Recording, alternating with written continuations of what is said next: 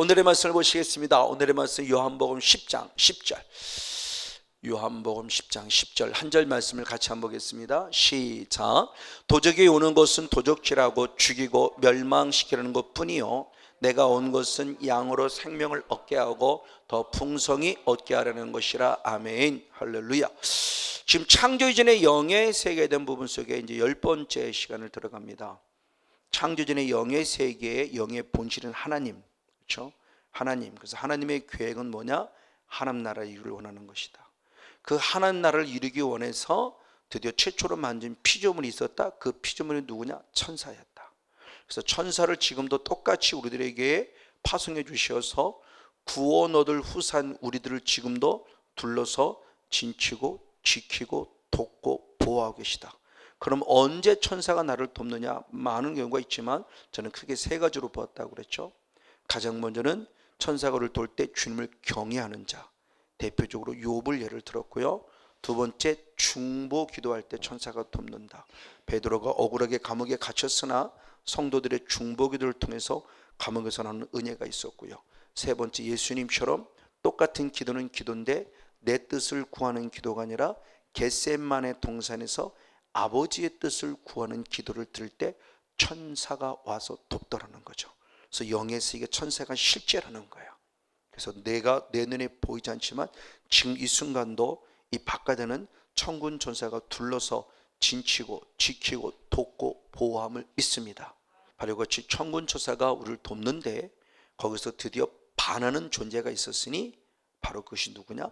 범죄한 천사인 사단이라는 존재가 있었다.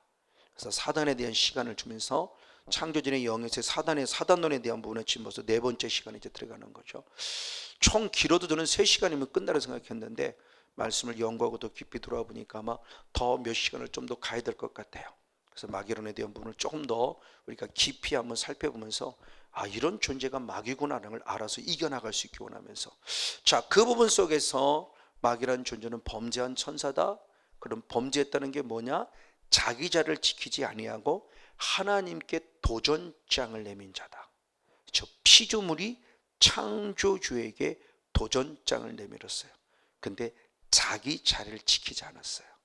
이게 마귀의 특성이에요. 엘리사당이 대표적으로 자기의 자리를 지키지 않았어요.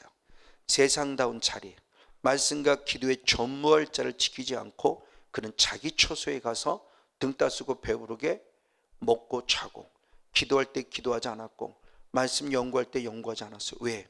하나님의 이상, 하나님의 음성이 흔해야 되는데 흔하지 못했다고 그래요. 자기 자리를 지키지 않았기 때문에.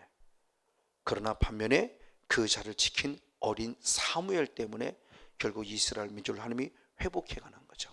그리고 오늘 나도 내 자리를 지키고 있는가를 늘 점검해 봐야 돼요. 목사로서의 자리 또는 성도로서의 자리 또는 가정의 울타리 있으면 남편으로서의 자리, 아내로서의 자리를 지켜야 되는 거라. 자기 자리를 지킬 줄 알아야 돼요. 사탄은 그러지 못하게 한다는 겁니다. 자기 자리를 지키지 아니하면 결국 하나님께 도전장을 내리는 거고 하나님께 대적하는 거예요. 그 자기 자리를 지키지 아니하는 그 존재에 대한 모습의 이름을 통해서 마귀의 성향들을 보았죠. 마귀란 이름, 사단이란 이름, 귀신이란 이름. 이게 구체적으로 가져가는 고유 명사화된 이름이 있는 건 반면에 그것을 비유하는 또 다른 이름들이 있었어요. 또 다른 이름들의 여러 가지 많은 이름들이 있었지만 대표적으로 벨리알이라는 이름을 가지고 있다. 근데 성경에는 벨리알이라는 단어를 해석하지 않았다. 특별히 구약 성경에서는 벨리알이라는 단어를 무엇으로 했냐? 불량자, 행실이 나쁜 자, 또는 비류, 또는 잡류, 또는 난류 이렇게 해석이 되어져 있다. 그러니까 우리가 잘 몰라요. 내 원어를 통해서 보면 정확하게 불량자가 누구냐? 행실이 나쁜 자가 누구냐? 잡류가 누구냐? 난류가 누구냐? 비류가 누구냐? 바로 사단의 이름을 등장하는 벨리알, 즉 그들이 사단의 성향을 가진 사단에게 사로잡힌 자들이라는 거예요. 그런 모습을 볼 수 있어야 돼요. 그리고 이사야 27장 1절 말씀을 대표로 리워야단이라는 모습이 있는데 리워야단의 모습은 개역개정 성경은 잘 해석이 되어 있어요. 오히려 반대로 옛날에 쓰던 개역성경, 저는 또 개역성을 쓰고 있지만 리워야단의 모습이 다른 성경 다른 구절에서는 악어라고 해석이 되어 있어요. 악어. 근데 개역 개정은 다 리오 야단이 해석이 되어 있어요. 그러니까 빨리 우리가 더 파악할 수 있죠. 아, 이게 지금 사단을 상징하는 존재구나. 근데 그거를 옛날에 있었던 개역 성경은 악어라고 하니까 우리는 짐승 악어로 생각하는데, 짐승 악어는 상징적 의미예요. 결국 그들이 누구냐? 사단이라는 존재, 마귀라는 존재를 얘기하고 있다는 거죠. 그리고 또 다른 단어들의 표현이 있으니 대적이라는 단어입니다. 대적이라는 단어가 명사도 사단인데 동사도 사단이에요. 동사도 사단. 원어는 동사나 명사나 똑같아요. 사단. 근데 그걸 어떻게 해석하느냐? 고유 명사는 사탄이라고 해석됐지만 일반 명사나 동사를 쓸 땐 대적이라고 해석됐어요. 그래서 대표적으로 열왕기상 11장 1절로부터 쭉 나와서 25절까지인가 말씀해 봤을 때 솔로몬에게 대적이 됐다는 자가 있어요. 지금 그 지명을 까먹었네요. 솔로몬에게 이들이 대적을 했다고 할 때 대적이 언어가 사단이에요. 그러니까 사람이 침략한 것이 아니라 사단이 그 민족을 충동질해서 솔로몬에게 대적하게 했다는 거죠. 그 대적이라는 단어를 읽을 때 이것이 그냥 대적, 그냥 유괴 조건으로 싸웠다 이런 개념으로 보지만 지금 사탄이 이 사람을 역사해서 나를 공격하고 있구나를 빨리 이해를 하라는 거예요. 그래야 구약성을 읽어도 역사로 보지 않고 이야기로 보지 않고 영의 세계를 보는 영의 세계가 실제구나. 이스라엘의 역사 가운데 영이신 하나님도 역사하셨지만 반대로 영인 사탄도 끊임없이 방해했었구나 라고 말하며 이스라엘 역사를 육의 역사로 봄이 아니라 영적인 세계 속에 있었던 하나의 귀한 사건으로 볼 수 있을 때 영의 세계의 실제를 볼 수 있다는 거죠. 바로 이런 여러 가지 많은 이름들을 통해서 우리가 사단의 성향을 성경에 살펴볼 수 있어요. 그리고 더 나아가 그 사단의 존재가 이제 어떻게 됐느냐라는 부분이죠. 우리에게 사단의 존재는 무엇하는 존재냐? 죄를 범하게 하는 존재죠. 그래서 요한에서 3장 8절의 말씀에 사단의 존재는 죄를 짓는 자는 사단에게 속하나니 사단은 처음부터 범죄한 자니라. 그러면서 사단의 존재가 죄짓게 한 거예요. 그 죄짓게 함의 모습이 결국 우리들에게 들어왔을 때 두 가지 성향이 나타난다는 거죠. 죄를 짓게 했는데 사단이 뭐라고 말하느냐? 지난주 짧은 시간 40분 설교하면 짧은 시간에 했지만 뭐냐? 중요한 게 죄를 범하게 했는데 죄가 무엇하다? 없다고 한다는 거예요. 그거 죄 아니야 라고 말하면서 바로 죄로부터 잘못된 방종, 잘못된 자유함을 누리게 우리가 또 다른 부분에서 가지고 싶어하는 마음이에요. 원래 우리는 죄인이야. 그러니까 죄질 수밖에 없어. 그걸 너무 예민하게 그러지 마. 우리는 원래 죄인이기 때문에 죄질 수밖에 없어. 자꾸 너무 죄 그러면서 우리를 조금 옥죄지 마. 아니요. 옥죄는 게 아니에요. 그래야만 내가 살기 때문에 그래요. 왜? 죄 문제가 해결되자면 나는 살아날 수 없어요. 근데 사탄은 죄 문제 해결하지 못하게 하려고 죄가 없다고 하는 거예요. 죄를 죄로 여기지 않게 하는 게 문제라는 거죠. 그럼 왜? 라고 했을 때 내 안에 뭐가 없다? 진리가 없다. 즉 내 안에 무엇이 없다? 말씀이 없기 때문이다라는 거예요. 그래서 이 말씀은 로고스의 말씀이 없는 게 아니에요. 로고스의 말씀은 가지고 있지만 뭐가 없냐? 레마라는 말씀이 없는 거예요. 즉 지식의 말씀은 갖고 있어요. 그노스코라는.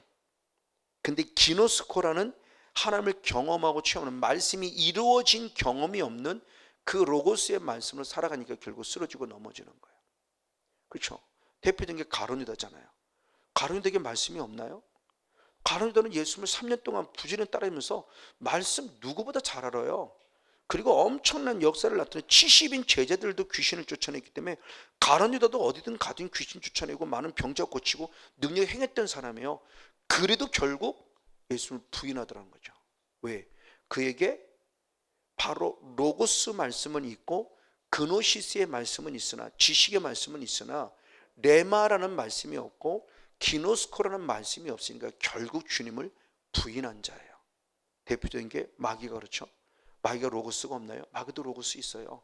그래서 예수님 미혹할 때 뭐로 미혹하냐? 말씀으로 미혹해요. 이게 지금 이단도 똑같은 거죠. 이단이 말씀으로 미혹해요. 그러니까 우리가 말씀에 분별력이 없으면 넘어가는 거예요. 바로 이런 부분의 모습이에요. 근데 두 번째는 또 중요한 문제요. 죄를 지역해 놓고 우리는 무엇하냐? 참소해요. 대부분의 기독교인들이 여기에, 저도 여기에 미혹당했고요. 니까지 게 목사냐? 니까지 게 목사냐? 이 참수를 당한 거예요. 그래서 제가 결국 그래, 나는 목회를 그만둬야 돼. 여기까지 제가 참수를 당한 거죠. 지금은 여러분들 끊임없이 참석해요. 야, 네가 기도한다고 되냐? 네가 사랑의 교회 간다고 되냐? 네가 기쁨의 교회 간다고 될 것 같아? 해봐라 되나? 계속 참수해요. 그럴 때는 선포하라는 겁니다. 된다.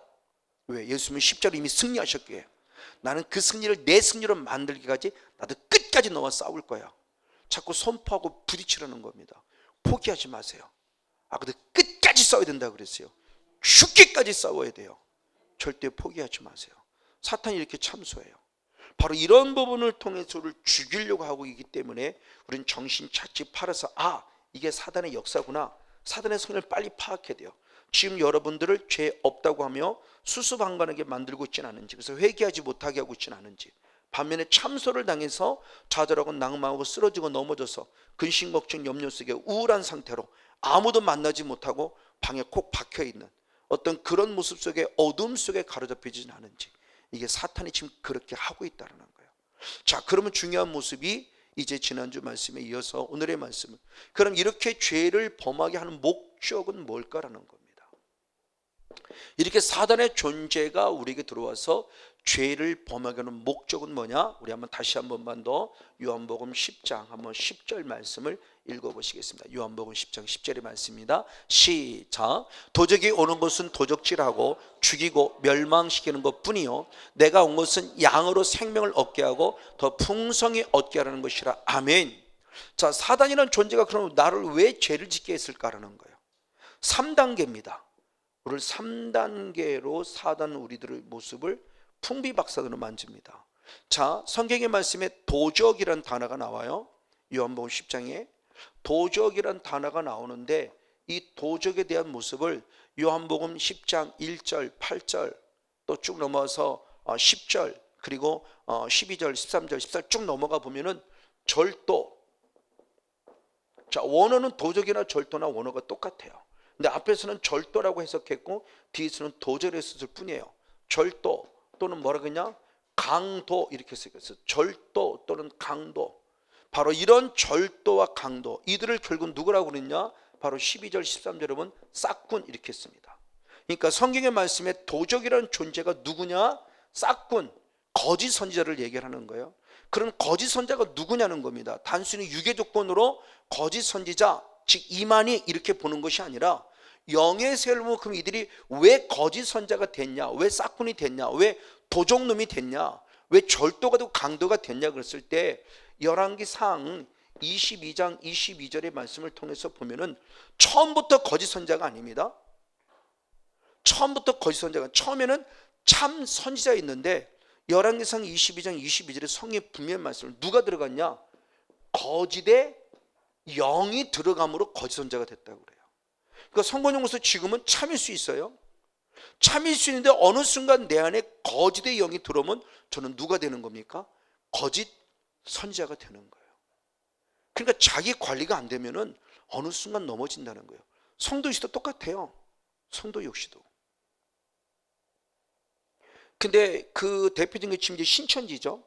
신천지에 그들이 얼마나 거짓말을 합니까? 근데 그 거짓말을 그들은 합리화시킵니다. 합법화시켜요. 뭐라고 그러냐?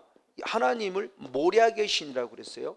이 모략의 신에 대한 모습을 우리가 오해하는 거. 그러니까 성경이 사전적 의미로만 봐서는 안 되는 단어들이 너무 많아요. 우리가 생각하는 일반적인 개념, 모략 그러면 부정적 의미를 가지고 있는 모략이에요. 이 부정적 의미를 갖고 있는 모략, 이 모략 때문에 하나님의 일을 위해서는 모략, 즉 사기치는 것처럼 거짓말을 해도 괜찮다라고 이해하는 잘못된 의식들을 가지고 있는 거예요. 성경을 오해하니까.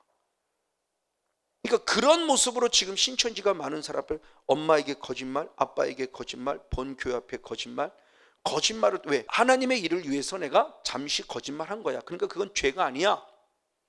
이렇게 합법화시켜. 왜? 하나님도 모략의 신이야. 이게 사전적 의미예요. 사기치는 것처럼. 그러나 성경에서 말씀은 이 모략의 신이라는 것은 그런 의미 속의 모략이 아니라 계획을 가진 계략, 이게 바뀐 단어죠. 킹제임스 선전적 같은 걸 계략이라고 이렇게 해석이 됐어요. 그러니까 어떤 것을 위했을 때 그 일을 위해서 충분히 기도하고 준비하는 건데, 계획 속에서 모든 걸 이루어가는 그런 하나님의 거룩한 영을 얘기하고자 원하는 건데, 그걸 우리나라 말로 모략으로 해석했다고. 대표적인 게 그거죠. 신의 산. 자, 성경에 신의 산이 있어요. 신의 산. 이 신의 산을 지금 자기가 먹고 있는 청계산하고 연결해요. 그러면서 이 시내를 우리가 생각하는 물로 흐르는 쫄쫄쫄 하는 시내를 생각해요. 신의 개. 그래서 이게 개, 이 개자도 이어서 청계산이 신의 산이다. 이 미련한 놈. 그 신의 산은 그 우리가 말하는 그런 신의 산이 아니잖아요. 그냥 산 자체를 시나이 산, 그 진짜 그 말 자체 고유 명사의 시나이 산, 그 산 자체를 말하되 시내라는 우리나라 말로 해석이 시내라고 했을 뿐이죠. 원어는 시나이 산이에요. 시나이 산. 근데 이걸 그렇게 해석하는데 그걸 또 믿어요. 또 젊은 놈들이, 박사들이. 그러니까 얼마나 이게, 그러니까 이렇게 해서 더 넘어간다고. 이게 모래의 신이라는 말을 이렇게 하면서. 어쨌든 봅시다. 지금 이런 부분 속에서 잘못되어진 그런 모습을 가지고 있는데, 바로 이 모습입니다. 바로 싹군의 모습들이 거짓의 영이 들어가서 결국 우리를 괴롭힌 거예요. 거짓의 영, 사단이 들어갔어요.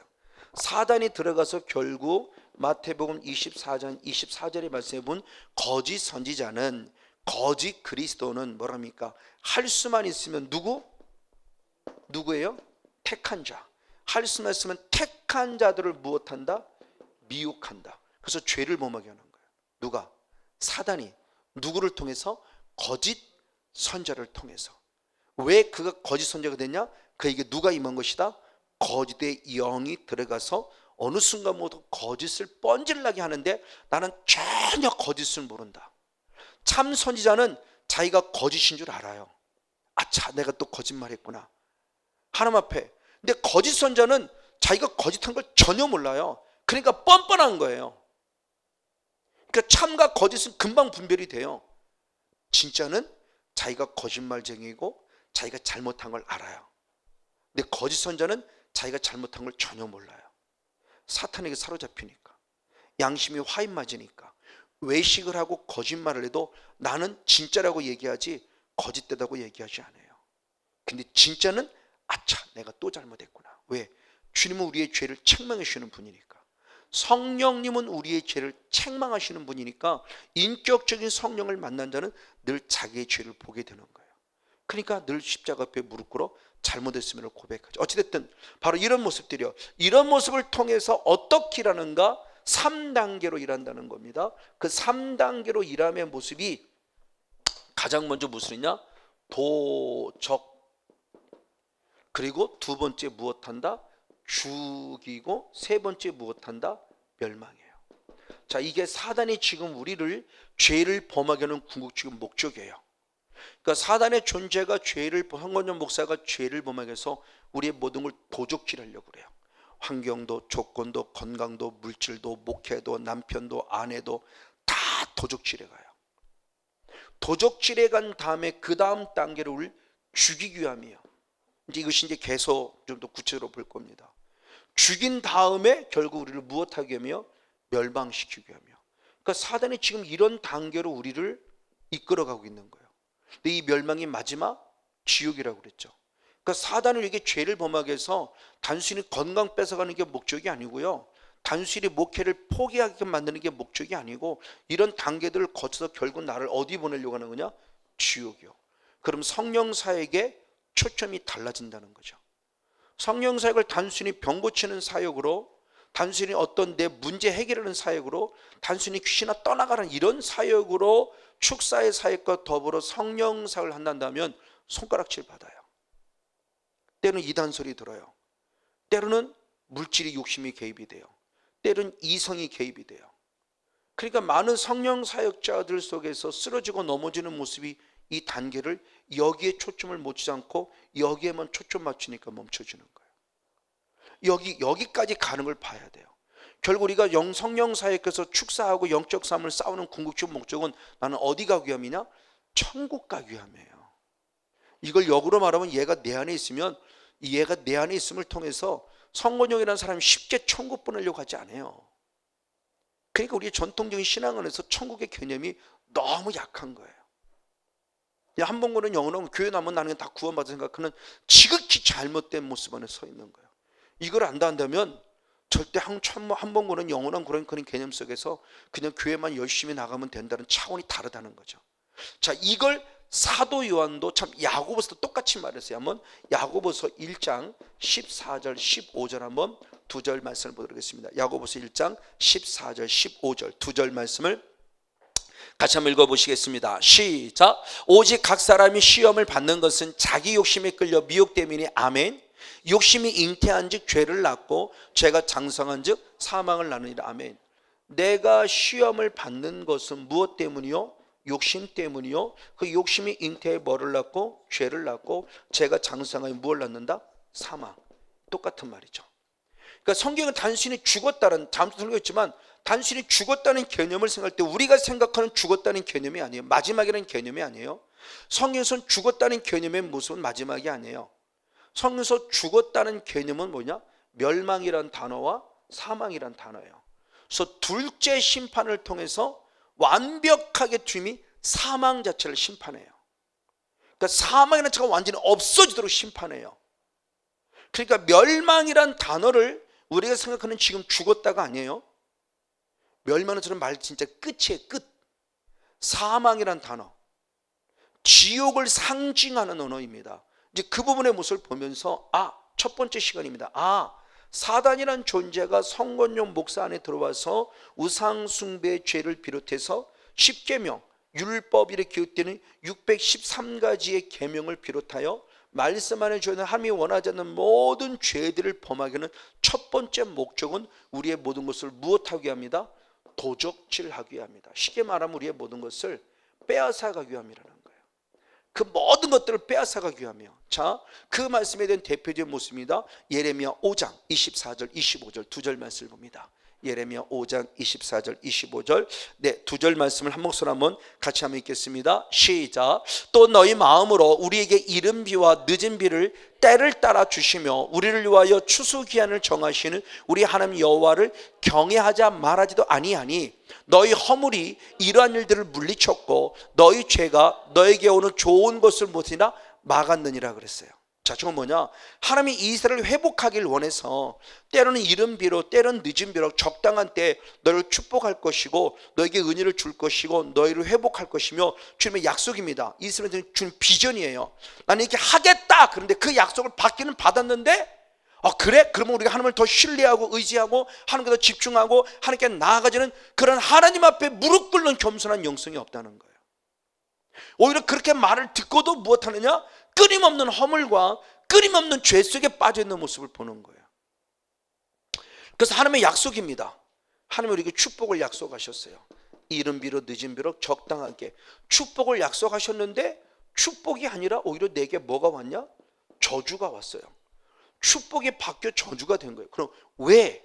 라고 해서 이유를 얘기합니다. 나의 무엇 때문이다? 허물. 나의 무엇 때문이다? 죄. 그겁니다. 그래서 25절에 너희 허물이 이러한 것들, 즉 하나님이 이른 비로 늦은 비로 주시는 축복을 물리쳤고 너희 죄가 너에게 오는 좋은 것을 이른 비로 늦은 비로 주는 좋은 것을 무엇했다? 막았다 그랬어요. 근데 막았다라고 그랬는데 저걸 현대어 성경을 통해서 보면은, 자, 현대인 성경을 보면은 현대인 성경에서는 빼앗겼다 이렇게 표현되어 있어요.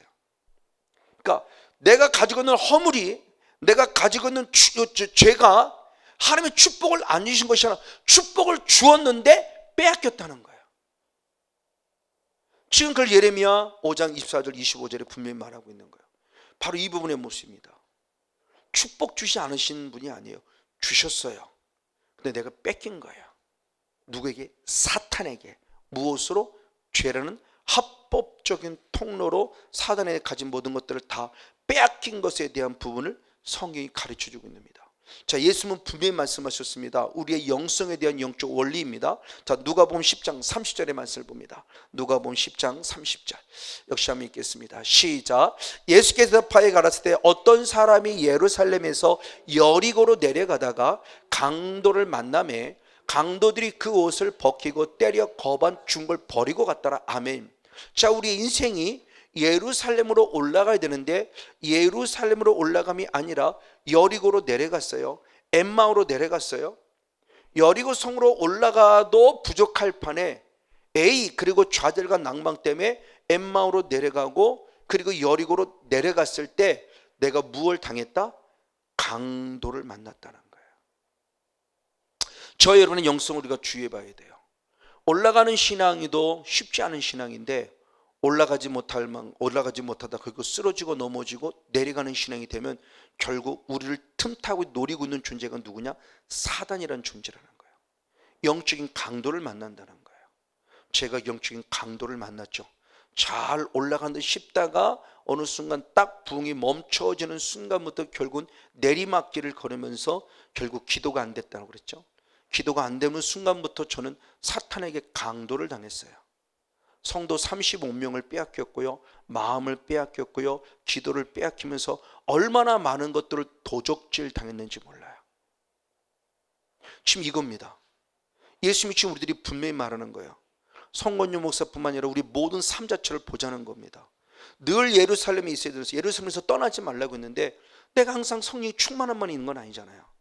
어떤 환경과 조건 여러 요소 때문에 때로는 신앙이 약해져 가고 믿음이 떨어져가고 성령이 소멸되고 있을 때 그때가 사탄이 내가 약해 있을 때 결국 사탄이 내 삶에 침투해 들어와 지금 강도질을 해가고 있다는 것을 지금 성경이 지금 말씀하고 있는 거예요. 그렇기 때문에 주님은 빌라델비아 교회를 통해서 이게 중요한 영적 원리를 알려줬어요. 요한계시록 3장 11절을 봅니다. 요한계시록 3장 11절 역시 한번 같이 한번 읽습니다. 시작. 내가 속히 이 말이니 내가 가진 것을 굳게 잡아 아무나 네 면류관을 빼앗지 못하게 하라. 아멘. 자, 빌라델비아 교회는 분명히 칭찬받는 교회예요. 그렇죠? 말씀을 끝까지 지켰고 지킴을 통해서 예수님을 배반하지 않아서 칭찬받는 교회에 있습니다. 근데 칭찬받는 교회인데 이 칭찬받는 교회에 누가 침략했냐? 사단이라는 존재가 침략해 들어온다는 거예요. 자, 중요해요. 다른 교회도 마찬가지예요. 특별히 칭찬받는 서머나 교회나 칭찬받는 빌라델비아 교회 아주 구체적으로 말합니다. 사단이 너를 시험할 것이라는 것을 구체적으로 말해요. 칭찬받는 하나님이 함께해서 승리하고 찬양 영광도 주는 교회인데 반면에 누가 또 침투해 들어온다? 사단이요. 그게 칭찬받는 서머나 교회와 칭찬받는 빌라델비아의 공통점이에요. 사단의 역사가 있어요. 그렇게 신앙생활 잘함에도 불구하고 서머나 교회는 오히려 뭐라고 말합니까? 더 죽도록 충성하라고 표현하며 내가 지금까지도 고난이 있었지만 더 힘든 고난이 있을 것을 더 약속해요. 오히려 그렇게 신앙이 좋으면 믿음이 좋으면 칭찬받을 만한 교회면 이제 고난 끝 행복 시작이 되는데 고난 끝 행복 시작이 아니라 고난이 더 충만해졌어요. 왜? 사탄의 역사가 있었기 때문에. 그럴 때 주님은 사탄의 역사가 있을 때 죽도록 충성하라. 그래 내게 무엇이? 생명의 면류관. 이겁니다. 이것을 말씀하고 있기 때문에 오늘 빌라델비아 교회에서 바로 3장 10절 말씀할 때 그러므로 너는 내게 준 생명의 면을 굳게 잡아라. 그리고 아무나 이것을 빼앗지 못하게 하라. 아무나는 결국 뭐냐? 사단. 그 어떤 사단을 비롯한 그 어떤 것도 절대 너로부터 생명의 면류관을 빼앗기지 않도록 지키라는 거죠. 그걸 계시록 2장에 바로 똑같은 말씀으로 약속하고 있고 그걸 창세기 2장 15절의 말씀에 에덴 동산에 약속을 하면서 에덴 동산의 영성은 뭐냐? 창세기 1장 28절에서는 생육하고 번성하고 충만하고 정복하고 다스릴 뿐만 아니라 2장 15절은 더 지켰으니 반드시 무엇하라? 지키라 하라는 것이었다. 그래서 제가 이걸 다시 본 이제는 지켜야 되는 거구나. 이제 다시 회복했으면 빼앗기지 않도록 지켜야 되는 걸 아는 거예요. 그래서 사후 관리의 의미를 아는 거예요. 됐다가 아니에요. 됐다, 이루어졌다, 하나님의 나라 이루어졌다. 그로 끝나면 안 돼요. 하나님의 나라가 이루어졌으니 다시 하나님의 나라를 빼앗기지 않도록 지켜야 되는 거예요. 그 영성을 우리가 몰랐던 거죠. 사단의 존재가 지금 우리에게 침략해 들어오는 거예요. 왜? 우리 것을 도적질하려고요. 즉 그 영성의 모습이 맞습니다. 자, 그러면 중요한 부분의 모습이 왜 마귀에게 도적질 당하느냐라는 겁니다. 다시 원론적인 모습이죠. 또 한번 살펴보겠습니다. 시편 107편 10절 11절 두 절 말씀을 보겠습니다. 시편 107편 10절 11절 시작. 사람이 흑암과 사망의 그늘에 앉으며 곤고와 쇠사슬에 매임은 하나님 말씀을 거역하며 지존자의 뜻을 멸시함이었더라. 아멘. 왜 내가 사망, 왜 내가 곤고, 왜 내가 인생의 비참함, 자, 사망과 더불어 매임과 곤고와 쇠사슬 속에 매이느냐라고는 이유를 얘기합니다. 한마디로 간단히 말하면 나는 무엇했다? 하나님의 말씀에 결국 무엇했다는 거예요? 불순종. 지존자 하나님이죠. 하나님의 뜻을 내가 거역한 거예요. 그러니까 이게 왜 왔냐는 겁니다. 왜 내 인생이 이렇게 비참하지? 왜 흑암 속에 있지? 왜 내가 사망 속에 있지? 왜 이렇게 내가 곤고 속에 있지? 왜 이렇게 내가 삶에 매여 있지? 물질에 매여 있고 자녀에 매여 있고 그리고 환경에 매여 있고 조건에 매여 있고 건강에 매여 있고 다 매여 있어요. 이 매여 있다는 게 사탄에게 참상하는 거죠. 자꾸 아픈 곳에 매여요. 나는 아프지. 참 난 아프지. 기도해야 되는데 아프지 참. 아프니까 난 아프니까 아픈 걸 합리화시키려고 그래요. 사탄에게 매이는 거예요. 그러니까 왜 그러냐는 겁니다. 성경은 분명히 영적 원리를 알려줘요. 간단해요. 하나님의 말씀에서 벗어났다는 거예요. 하나님의 말씀대로 살지 않은 것이 지금 내 삶에 나를 묶어두고 있는 거예요. 그래서 히브리서 11장 1절 말씀에도 얽매이기 쉬운 죄로부터 벗어나라는 거예요. 그러니까 죄를 한번 지면 사탄에게 매이는 겁니다. 꼼짝 못해 매여요. 그렇죠? 정치인들이 한번 누구한테 뇌물 받으면 그 매입니다. 언제 내가 저 사람한테 뇌물 받으면 터질지 몰라요. 이게 내년이 터질지 이게 10년 후에 터질지 이게 20년 후에 터질지 몰라요. 그것 때문에 전전긍긍해요. 그러니까 한번 딱 매여버리면 그 다음부터 그 사람은 그 사람의 밥이 되는 거예요. 당신 내 말 안 들어? 뇌물 받은 거 터뜨려버릴 거야. 내게는 치명타죠. 그러니까 계속 죄를 범하는 거예요. 사탄에게 똑같아요. 너 지난번에도 죄 졌잖아. 그럼 나는 빨리 인정하면 되는데 인정하지 않아요. 그래 죄 졌다. 근데 그때는 죄인지 모르고 죄 졌는데 이제는 죄인 줄 알았어. 나는 십자가 앞에 용서를 구했어. 예수 피로 나는 용서를 받았어. 근데 네가 왜 나를 정죄해? 예수님도 나를 용서했는데 당당하라는 거예요. 그러니까 빨리 인정하라는 겁니다. 근데 사단은 그걸 못하게 하는 거예요. 자꾸 매이게 만들어요. 지금 그겁니다. 하나님 말씀에 불순종해서 내 삶을 매이게 만드는 거예요. 그래서 모든 걸 지금 뭐냐? 도둑질하고 있는 거예요. 내 삶이 너무너무 흑암 속에 곤고함 속에 있고 좌절과 낭망 속에 시련과 연단 속에 있는 모습을 지금 얘기하고 있는 겁니다. 바로 그 모습이에요. 그 대표적인 인물이 누구냐? 엘리상을 비롯하여 그의 두 아들 홈니와 비느하스예요. 그 엘리상과 홈니와 비느하스는 어떤 삶을 살았느냐? 자, 성경을 보겠습니다. 사무엘상 2장 17절 30절 12절 17절 3절을 볼게요. 사무엘상 2장 12절 17절 30절 같이 한번 읽습니다. 시작. 엘리의 아들들은 누구다? 불량자라. 여호와를 알잖아요. 저 불량자가 아까 했던 벨리알이에요. 벨리알. 그래서 킹제임스 흠정력을 통해서 보면 엘리의 두 아들은 사탄의 자식이라 그랬어요. 마귀의 자식이니라. 벨리알의 자식이니라 그랬어요. 이게 바리새인이죠. 바리새인은 누구의 자식이에요? 독사의 자식이에요. 허울 좋게 육의 눈으로 보는 명분상 하나님의 자녀이고 바리새인일 뿐이지 영의 세계에 들어가 예수의 보니까 그들은 누구예요? 사탄의 자녀예요. 지금 엘리상이 그겁니다. 두 아들이 그런 상태라는 거예요. 그런 사탄에게 사로잡힌 열매가 뭐냐? 17절에 이 소년들의 무엇이 죄가 여호와 앞에 어떻게 했다? 심히 컸어요. 그럼 무엇이 심히 큰 거냐? 여호와의 제사를 무엇했어요? 멸시했어요. 제사를 멸시했어요. 제사를 멸시했다는 것은 단순히 행위를 멸시한 게 아니에요. 제사를 받기를 원하시는 누구를 멸시한 거예요? 하나님. 그겁니다. 그래서 30절의 말씀에 마지막의 말씀을 보면 그랬어요. 마지막에 나를 존중히 여기는 자를 내가 존중히 여기지만 나를 무엇하는 자를 멸시하는 자를 내가 어떻게 하리라? 경멸하리라. 그러니까 결국 하나님 말씀으로부터 벗어난 겁니다. 불순종.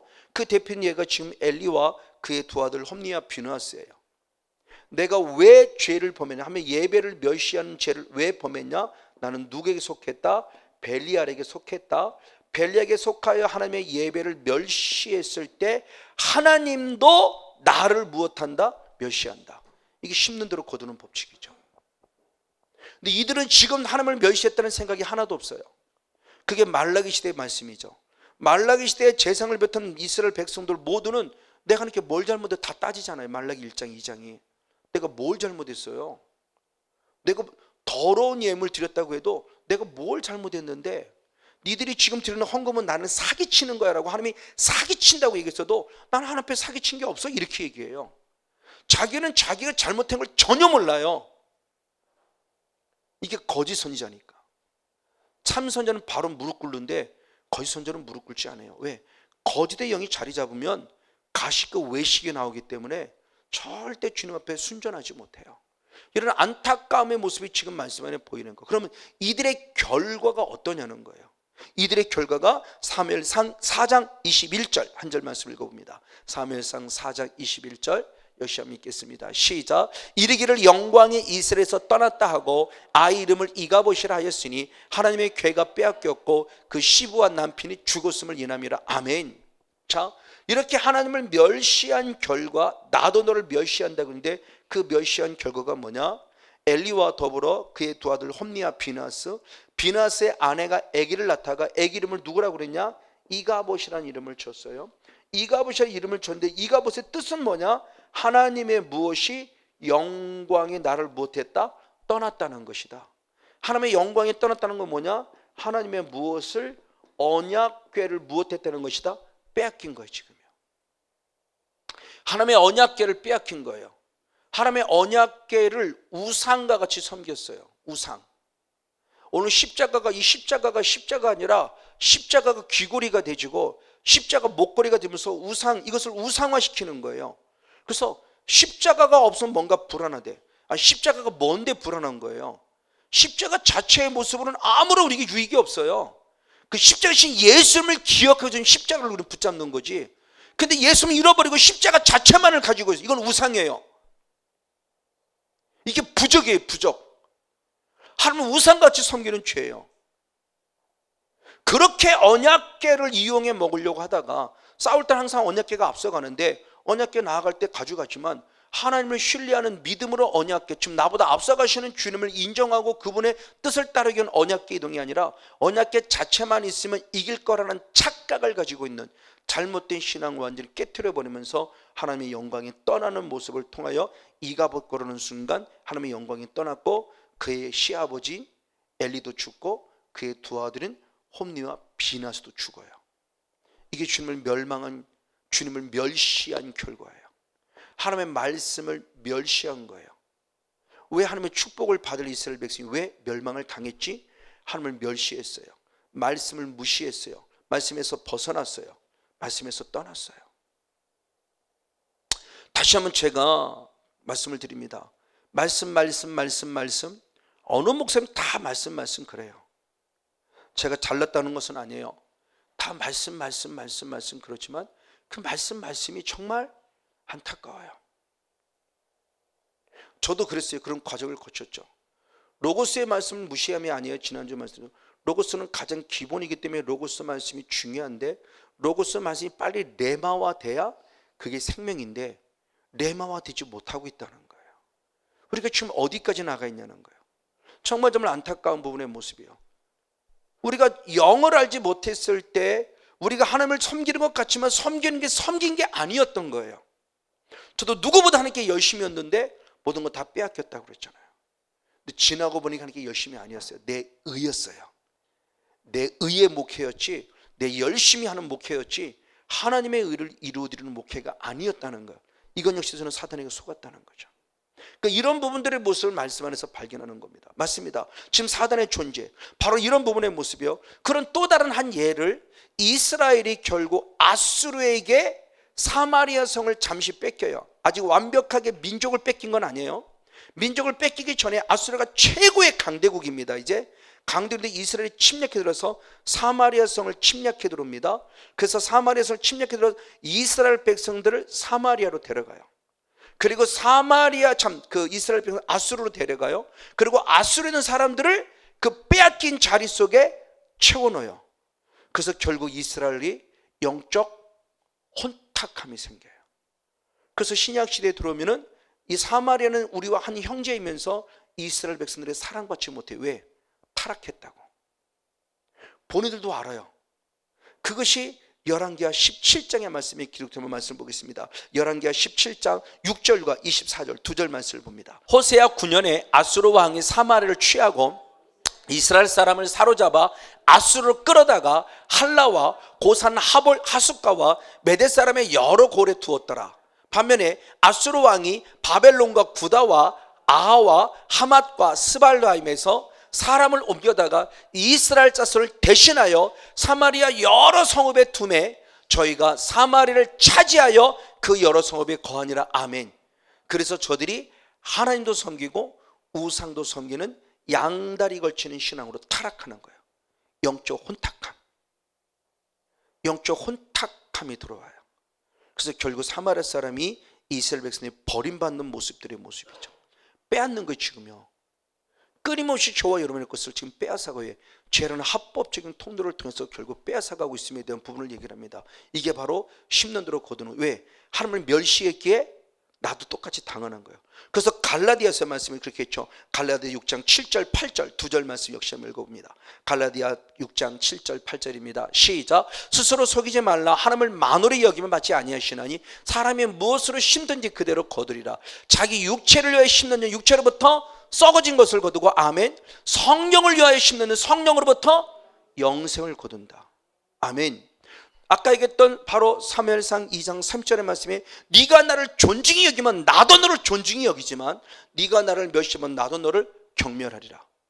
네가 육체를 심으면 육체를 위하여 육체 것을 심으면 육체로부터 썩어짐을 거두지만 네가 성령을 위하여 영을 심으면 영으로부터 영생을 거두리라. 아멘. 지금 내 삶이에요. 심는 대로 내가 뭘 심고 있냐는 겁니다. 기도를 심은 자 당연히 기도의 응답을 받을 거예요. 말씀을 심는 자 반드시 말씀이 이루어질 축복을 얻을 거예요. 감사를 심는 자 감사 속에 감사가 넘칠 거예요. 근데 반대로 원망을 심는 자, 근심을 심는 자, 걱정을 심고 염려를 심는 자, 계속 내 안에 그 열매가 나타날 수밖에 없을 거예요. 바로 그 모습입니다. 자, 그러면서 중요한 부분의 모습이에요.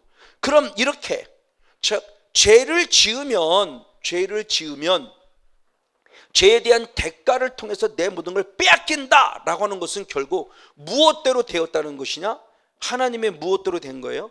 하나님의 무엇대로? 말씀대로 된 거예요. 자, 이 말씀을 잘 이해해야 됩니다. 그래서 제가 여러분들한테 묻죠. 하나님의 말씀대로 되었는데 이게 그냥 뭐냐? 이게 저주예요. 저주를 받은 거예요. 흔히 말하는 저주. 그럼 저주를 받는 게 하나님이 나를 저주하는 겁니까? 마귀가 나를 저주하는 겁니까? 이걸 잘 이해된다고 그랬어요. 그러니까 저주를 받는 걸 마귀가 나를 저주하는 거로 착각해요. 아니요. 하나님의 저주가 임하는 겁니다. 이걸 잘 이해된다고 그랬어요. 저주를 주시는 분은 누구냐? 하나님이에요. 하나님. 이 말을 달리 말하면 우리를 지옥 보내는 자가 하나님입니까? 마귀입니까? 우리는 너무나 잘 알아요. 지옥은 누가 보내요? 하나님이 보내요. 하나님의 심판이에요. 저주 결국 뭐냐? 죽어서의 심판보다는 낫지만 이 땅에서의 하나님의 심판이에요. 심는 대로 거두는 겁니다. 하나님이에요. 하나님이 저주를 주시는데 그럼 저주를 받도록 하는 자가 누구냐? 바로 마귀라는 거죠. 무엇의 통로를 통해서? 죄라는 통로를 통해서 마귀는 우리에게 저주를 받도록 하는 거고, 그 저주를 받음에 하나님은 말씀이 진리이고 반드시 이루어지기 때문에 우리를 무엇해야 돼요? 저주해야만 한다는 겁니다. 그래 말씀이 진리죠. 그러니까 이 말씀을 잘 이해를 해야 됩니다. 우리는 저주를 자꾸 마귀가 갖다는 줄 알아요. 아니요, 저주는 하나님이 주시는 거예요. 그러니까 하나님의 말씀대로 결국 이루어진 거예요. 그걸 표현한 자가 신명기 말씀을 보겠습니다. 신명기 21장 23절. 네, 시작. 그 시체를 나무 위에 밤새도록 두지 말고 당일에 장사하여 내 하나님 여호와께서 내게 기업으로 주시는 땅을 더럽히지 말라. 나무에 달린 자는 하나님께 저주를 받는 건 누구한테 받은 거예요? 하나님께. 그러니까 구약시대의 모습의 나무, 지금 신약에 보면 십자가입니다. 십자가라는 나무에 달린 자는 누구께 저주받은 자예요? 하나님께 저주. 왜? 죄를 진 자가 십자가에 달리는데 그걸 누가 지금 담당했다? 예수님께서. 그럼 예수님이 죄가 있어? 아니요. 죄의 저주를 감당을 축복으로 바꿔주기 위해서 그분은 십자가 진 거죠. 근데 그 저주의 개념이 누구로부터 온 거냐? 하나님부터 왔다는 겁니다. 그걸 잘 고백한 자가 누구냐? 다니엘. 성경에 많은 부분이 있지만 저는 다니엘을 통해서 봤습니다. 왜 바벨론 포로가 되었는가를 다니엘 스스로가 깨달아요. 그걸 성경에 기록한 게 다니엘서 9장 11절 13절 두 절 말씀입니다. 다니엘서 9장 11절 13절 역시 한번 두 절 말씀 있습니다. 시작. 온 이스라엘이 주의 율법을 범하고 치우쳐가서 그의 목소리를 청종치 아니하였으므로 이 저주가 우리에게 내렸으니 곧 하나님의 종 모세의 율법 가운데 기록된 맹세대로 되었사오니 이는 우리가 주께 범죄하였음이니이다. 모세의 율법에 기록된 대로 모든 재앙이 이미 우리에게 임하였사오나 우리는 우리의 죄악을 떠나고 주의 진리를 깨닫도록 우리 하나님 여호와의 은총을 간구치 아니하였나이다. 아멘.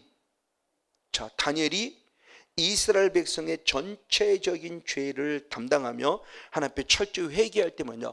모세의 율법에 기록된 대로 그 저주가 내게 임하였나이다 라고 고백해요. 즉 우상 숭배의 죄를 통해서 바벨론의 70년 동안 포로된 것은 저주예요. 근데 그 저주는 어디에 기록된 대로 내게 이루어진 것이다? 이미 모세를 통해서 기록된 율법 안에 기록된 저주가 그대로 내게 이루어진 것을 고백합니다. 그러면 저주를 받았을 때 하나님의 은총을 구한다는 것은 회개해서 하나님께 돌아와 저주를 축복으로 바꾸는 삶으로 변해야 되는데 그렇게 바벨론 포로가 되고도 누구도 회개하지 않았다는 걸 또 용서를 구하는 게 지금 다니엘의 기도예요. 이게 우리들의 모습이에요. 이걸 돌아볼 수 우리에게 지금 다니엘의 영성이 필요해요. 내 가정이 왜 이러지? 저도 돌아보면 내 조상들이 범한 우상 숭배 죄 때문에 이런 거구나. 제가 뒤늦게 보고 정말 저는 저 조상들이 범한 죄 때문에 정말 통곡하며 눈물로 기도했어요. 하나님 우리 조상들이 하나님을 알지 못해 범한 죄예요. 정말 용서해 주세요. 나는 그들의 영혼을 지옥 간 영혼을 지금 천국으로 보낼 수는 없습니다. 그러나 그 죄성이 지금도 흘러 이 부족하지만 주의 종을 지금 괴롭히고 너무너무 고통스럽게 만들고 힘이 들고 어렵게 만듭니다. 주님 내 조상으로 흐르고는 이 죄성 용서해 주세요. 그 죄성을 끊어주세요. 철저히 회개하고 내 안에 불결한 합법적인 통로로 타고들었던 그 죄성의 모습을 얼마나 철저히 끊었는지 몰라요. 정말 목이 셀 정도로 철저하게 눈물하며 통곡하며 콧물을 흘리며 정말 간절히 기도해서 오늘 여기까지 부족하지만 서 있는 거예요. 지옥 가 있는 조상을 천국 보내기 위함이 아니라 하나님의 심판에 오르는 권한이 없기 때문에 그건 하나님이 하신 일이에요. 그러나 그로부터 지금도 죄성이 끊임없이 흐르고 있으니 그걸 차단하고 끊어내기 위해서 철저히 회개라는 거죠. 여러분의 가문을 위해서, 여러분 개인을 위해서, 여러분의 자녀를 위해서 조상으로부터 흐르고 있는 죄성을 끊어내야 돼요. 다니엘이 지금 그걸 하고 있는 겁니다. 말씀대로 저주받았다는 것을 알고 있기에 그걸 회개하면서 회개하지 못했던까지도 또 용서를 구하는 기도가 지금 다니엘에게 있는 모습을 보여주는 맞아요. 그래서 성경 말씀을 보면 신명기 27장 15절로부터 26절까지 말씀이나 신명기 28장 15절로부터 68절까지 말씀은 계속 저주가 선포되어 있어요. 자, 대표적인 말씀입니다. 27장 26절의 말씀을 봅니다. 12번에 하나님께서 저주를 선포하면서 아멘하라고 그러죠. 27장 26절. 네, 시작. 이 율법의 모든 말씀을 실행치 아니하는 자는 뭐를 받을 것이라? 저주를 받을 것이 할 것이요 모든 백성은 무엇하라? 아멘하라는 거예요. 그리고 28장 15절의 저주를 출발할 때 똑같아요. 28장 15절. 신명기 28장 15절. 역시 한번 읽겠습니다. 시작. 내가 만일 내 하나님 여호와의 말씀을 순종하지 아니하여 내가 오늘날 내게 명하는 그 모든 명령과 규를 지켜하지 아니하면 이 모든 무엇이 저주가 내게 임하고 내게 미칠 것이다. 말씀에 순종하지 않으면 이미 하나님이 기록한 저주가 내게 임한다는 거예요. 그러니까 말씀대로의 말씀대로. 그러니까 저주는 하나님으로부터 오는 거예요. 근데 저주 받게 하는 놈이 있다는 거죠. 그게 누구냐? 사탄이에요. 뭐를 범하게 함으로? 죄를 범하게 함으로. 그러니까 죄를 범하게 함으로 가장 큰 저주 나를 어디 보내려고 하는 거예요? 지옥. 나쁜 놈의 새끼잖아요. 나쁜 놈의 새끼. 하나님의 천국 백성인데 우리 지옥 보내고 지금 난리치는 거예요. 뭐를 범하게 해서? 죄를 범하게 해서. 그러니까 정신 바짝 차려야 돼요. 영적 싸움이요. 병 고치는 거로 끝나지 말고요. 정말 중요한 주님이 원하시는 형형색의 핵심이 모여 있는가를 모습을 봅니다. 하나님의 나라 관점을 맞췄는데 하나님의 나라의 관점이 단순히 병 고치를 끝나냐? 아니요. 병도 고침받지만 영혼의 구원이에요. 그러니까 치열하게 싸워야 된다는 겁니다. 천국 가기 위해서. 사탄의 존재는 절대 성공 용서를 가만두지 않아요. 어떻게든 지옥 보려고 최후에 발악합니다. 나는 그럼 싸워 이기는 거예요. 그러니까 사탄과 싸우기 때문에 결국 뭐냐? 죄와 싸우는 거예요. 그러니까 이것이 결국 영적 세계, 영적 싸움을 말하는 부분입니다. 왜? 죄는 계속 합법적인 통로로 내게 뭐를 갖고 들어요? 저주를 합법적으로 끌어들이는 통로예요. 저주받게 하려고. 누가? 사탄이. 근데 우리는 저주받아 놓고 하나님을 원망하고 내가 뭘 잘못했어요?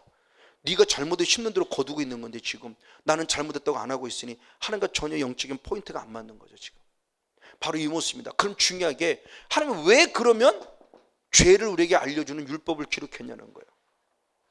왜 저주를 기록했냐? 저주받게 하려고 저주를 기록했냐? 아니요. 저주받게 하려고 저주를 기록한 게 아니에요. 저주받게 하려고 율법을 기록한 게 아니에요. 오히려 저주받지 아니하고 무엇받게 하기 위함이다? 축복받게 하기 위함이에요. 자, 로마서 5장 12절로부터 13절 14절까지 말씀이 바로 그겁니다. 자, 13절 14절의 말씀에 죄를 범하지 않았음에도 불구하고 지금 내가 어디 안에 있냐? 사망 안에 있는 거예요. 그러니까 하나님은 너무 마음이 아픈 거예요. 죄라고 하지는 않았어요. 기록하지는 죄라고 정죄하지는 않았는데 계속 사망 길을 가요. 그러니까 죄라고 기록되지 않았으니까 나는 죄를 범하는데 죄인 줄 모르는 거죠. 지금 죄가 없다면 똑같은 거예요. 말씀이 없으니까. 그래서 하나님은 죄를 죄로 알게 하려고 잘하는 대로 우리에게 뭘 줬냐? 율법이라는 걸 주면서 죄를 죄로 알게 한 거예요. 이게 은혜입니다. 근데 사탄은 이 은혜를 묵살시켜버리는 거예요. 그게 바로 로마서 바로 7장의 말씀에 7절로부터 기록된 말씀이에요. 저도 로마서를 끊임없이 읽었지만 참 어려워요. 로마서가 쉽지 않아요. 끊임없이 읽지만 많은 궁금함들이 있어요.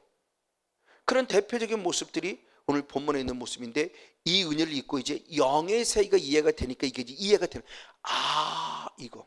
그래서 우리가 율법에다 잘못 알아서 율법의 부정적 의식을 갖게 되는 거예요. 이제는 율법의 의식을 저를 긍정적으로 바꿨습니다만 바로 이런 모습 때문에 그래요. 그 말씀을 기록한 게 로마서 7장 8절 7절로부터입니다. 로마서 7장 7절로부터 11절까지 말씀. 그런즉 우리가 무슨 말 하리요? 율법이 죄냐? 그럴 수 없다. 율법이 죄냐? 그럴 수 없다. 율법으로 말미암지 않고는 내가 죄를 알지 못하였으니 아멘. 그 율법이 탐내지 말라 하지 아니했다면 내가 탐심을 알지 못. 율법이 죄가 아니에요. 율법은 뭐냐? 우리에게 뭐를 알려줬어요? 죄임을 알려줬어요. 그 율법의 기능인 거예요. 자, 그러면서 8절에 그러나 반면에 죄가 기회를 타서 계명으로 말면 내 속에 가장 탐심을 이루었나니 이는 법이 없으면 죄가 죽은 것이라. 자, 분명히 율법을 통해서 죄가 무엇인지 알려줬어요. 근데 죄가 무엇을 탔다? 기회를 타서 오히려 무엇을 범하겠다? 죄를 범하게 하고 있다는 거예요. 내 안에 뭐? 죄의 욕망을 부추겨 일으켜서. 그러니까 저 죄를 단순히 죄라고는 행위적인 죄, 우리가 범한 죄를 보지만 이건 의미적으로 봐야 됩니다. 행간을 통해서 보면은 저 죄라고는 단순히 죄가 아니라 죄짓게 만드는 죄성의 본질인 사단을 우리가 이해하면 되는 거예요. 하나님의 율법은 죄를 알려줬어요. 근데 사단은 존재가 내 안에 들어와서 오히려 율법을 기록해 놨더니 그걸 기회를 틈을 탔다는 거예요. 악용했다는 거예요. 말씀을 악용해서 오히려 죄를 범하겠다는 모습을 이해를 해야 되는 겁니다. 그러면서 9절 말씀에 전에 법을 깨닫지 못하는 내가 살았기 때문에 계명이 이름이 죄는 살고 나는 죽었어. 그러니까 법이 없을 때는 내가 사는 거예요. 그 죄가 아닌 거였어요. 율법이 없을 때는 죄가 아닌 거였어요. 그게 로마서 5장 13절의 말씀이에요. 죄가 아니었는데 그러면 안 죽었냐? 아니요. 근데 죽었어요. 왜? 한 사람 아담 때문에 나는 죽게 돼 있어요. 죄라고 안 알려줬지만 결국 내 안에 이미 죄성이 흐르고 있었기 때문에 죄라고 알리지 않았음에도 불구하고 나는 계속 죄를 범하고 있는 것이고 그 죄가 나를 좀 죽였다는 거예요. 근데 법이 없었기 때문에 죄를 죄라고 말하지 않았다는 거예요. 그게 세상의 모두 똑같죠. 그래서 정치인들 가운데 머리가 기가 막혀 돌아가는 사람은 법망을 무엇한다고 그래요? 피해 다닌다고 그러죠. 법망을 피해 다니는 알아요. 근데 그 죄가 죄인 걸 알아요. 근데 법이 없었기 때문에 그걸 법으로 지금 이 사람들을 걸고 넘어가지 못하니까 국회의원들이 계속 법을 만들어가는 거예요. 하나님도 그걸 알았기 때문에 이제는 완벽한 법을 주신 거예요. 613가지 계명을 통해서 이게 죄야! 라고 깨닫게 하신 거예요. 근데 사단은 오히려 그걸 피해 다니고, 아니 오히려 죄를 짓게 만들었다고 얘기를 합니다. 그러면서 10절의 말씀에 율법은 결국 우리 무엇에 이르게 하는 거예요? 생명에 이르게 하는 계명이에요, 율법이. 근데 생명에 이르게 하는 그 계명이 도리어 내게 뭐를 이르게 했어요? 사망에 이르게 했어요. 왜? 다시 설명합니다. 죄가 뭐를 탔다? 기회를 타서 계명으로 말하면 나를 속이고 그래서 나를 죽였어요. 그러니까 이것이 죄이니까 죄 짓지 마. 죄 짓지 않게 하려고 죄를 알려줬는데, 사단이란 존재는 오히려 기회를 타서 그 죄를 악용하여 죄 짓게 만듦으로 나를 오히려 무엇한다? 죽여가고 있다는 거.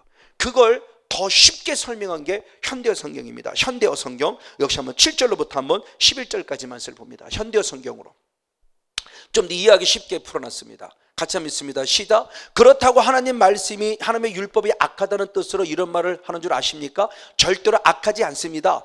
율법 그 자체가 나쁜 것이 아닙니다. 그러나 율법이 내게 죄를 알게 한 것이 율법입니다. 많은 율법에 탐욕을 품지 말라고 하지 않았던들 나는 내 마음속에 있는 죄, 잠복하는 악한 욕망을 알지 못했을 것입니다.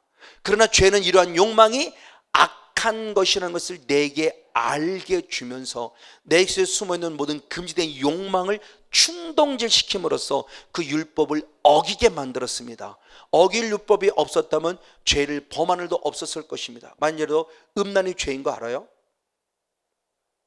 근데 죄라고 여기지 않았기 때문에 그동안 음란의 죄를 떳떳이 범했어요.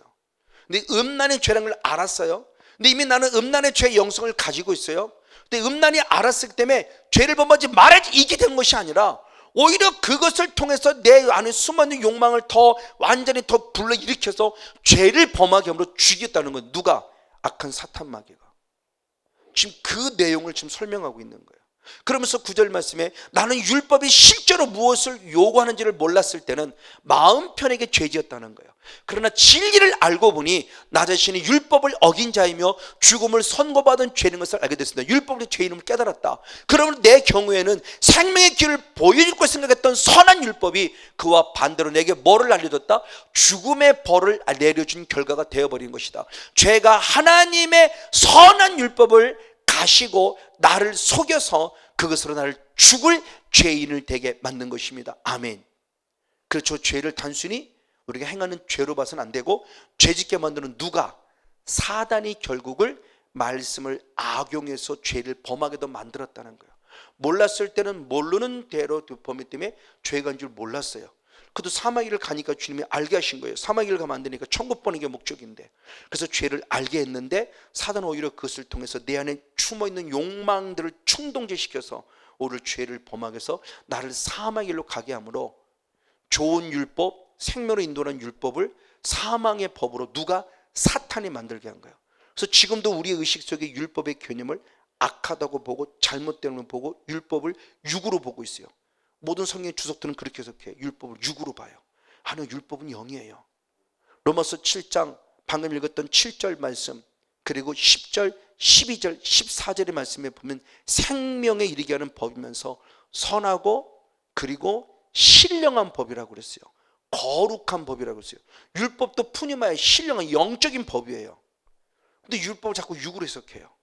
지금도 전통 신앙이 그래왔어요. 모든 신학자들이 그래왔고요. 보고 듣고 배우고 그래왔고 얘기를 하고요.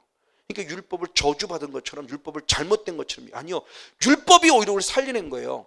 율법에는 죄인임을 알게 했기 때문에 누구 앞에 무릎 꿇게 하냐? 예수 앞에. 율법이 나를 죄 이름을 가르치지 않았으면 내가 예수 앞에 무릎 꿇을 수 없어요. 근데 사탄이 이걸 악용해서 죄 이름을 깨닫게 하면 오히려 죄를 범하게 만들었다는 거죠. 이게 바로 율법에 대한 우리가 오해인 거예요. 그래서 제가 드디어 이 문제가 풀어지는 부분입니다. 맞습니다. 그랬을 때 제게 가장 궁금한 부분이 뭐였느냐? 고린도전서 15장 55절 56절이었습니다. 고린도전서 15장 55절 56절 같이 한번 읽습니다. 시작. 사망아 너의 이기는 것이 어디 있느냐? 사망아 너의 쏘는 것이 어디 있느냐? 사망에 쏘는 것은 뭐요? 죄요. 죄의 권능은 율법이라는 거예요. 제가 저 말씀을 읽으면서 참 궁금했어요. 그래, 사망을 단순히 사망으로 보면 안 됩니다. 사망의 죄의 삭은 사망인데 그 죄에서 사망이 들어간 게 결국 누구예요? 사단. 그러니까 의역하는 겁니다. 이제 사단아, 네가 이기는 게 어딨냐? 네가 감히 나를 이겨? 지금 이거예요. 사단아, 네가 쏘는 게 뭐냐? 사단에 쏘는 건 뭐다? 죄다. 근데 죄의 권능이 뭐다? 율법. 55절까지는 이해가 돼요. 사단에 쏘는 죄. 근데 죄의 56절에 권능이 무엇이다? 율법이라고 말하니까 이게 이해가 안 되는 거 있잖아. 뭐야? 죄의 권능이 율법? 이게 무슨 의미야? 이게 무슨 뜻이야? 이게 저를 얼마나 고민했는지 몰라요. 근데 사실 주석을 보면 시원하게 답이 안 나와요. 왜? 그분들도 어려운 거예요. 그러니까 쉽게 풀어놓지 않았어요. 그거를 모든 사람이 이야기 쉽게 풀어놓지 않았어요. 그러니까 참 깝깝하고 답답한 거예요. 뭐야 죄의 권능을 왜 율법이라고 하는 거야? 저는 이해가 안 되는 거예요. 왜? 죄의 권능이 율법이라 말한다면, 사탄의 틈을 탄 것이면 죄의 율법이라 말한다면, 나는 정말 우리는 모두가 율법 자체를 필요 없는 것으로 만들어버려야 돼요. 숫자 안 가르치는 못한 거예요. 죄가 무시 안 가르쳤으면은 나중에도 보일의 또 다른 모습을 통해 살 길을 잃을 텐데, 기껏 죄를 알려줘 놓고 죄의 권능을 율법이라고 그러면 이게 뭐야? 라는 부분의 모습이에요. 다시 한번 올라가면 7절 말씀을 보면 율법이 죄냐? 그럴 수 없느니라. 율법이 죄가 아니라고 그래요. 그리고 더 나아가 55절 56절 말씀 전에 54절과 57절은 뭐라고 말씀하냐? 이 55절 56절을 설명하기 위해서 54절 57절에 이미 예수님이 십자의 승리를 얘기를 해줘요. 자, 54절 57절을 봅니다. 54절 57절 고린도전서 15장 54, 57절 시작. 이 썩을 것이 썩지 아니함을 입고, 아멘. 이 죽을 것이 죽지 아니함을 입을 때 사망이 이김에 삼킨받으라고 기록된 말씀이 응하리라. 아멘. 우리 주 예수 그리스도로 말미암아 우리에게 이김을 치는게 감사하노라. 아멘. 자 56절 55절 56절을 설명하기 위해서 사망한 너의 이기는 것이 어디 있느냐? 사망한 너의 쏘는 건 어디 있냐? 죄의 사망에 쏘는 것은 죄요 죄고, 이 율법을 설명하기 위해서 54절 55절의 말씀이 이미 사망은 이김에 삼킨 바가 됐다. 즉 사망은 졌다, 실패자다, 십자가 승리가 졌다는 걸 이미 선포하셔 놓고 이 말씀을 기록하고 있을 때 이게 쉽게 이해가 안 되는 거예요. 율법이 죄가 아닌데, 율법이 죄냐? 그럴 수 없느니라 그랬는데 왜 죄의 권능이 율법이라는 거야? 이게 쉽게 이해가 안 됐다는 거죠. 근데 영의 세계를 경험하고 보면서 드디어 하고 어느 순간 탁 깨달아졌다는 거예요.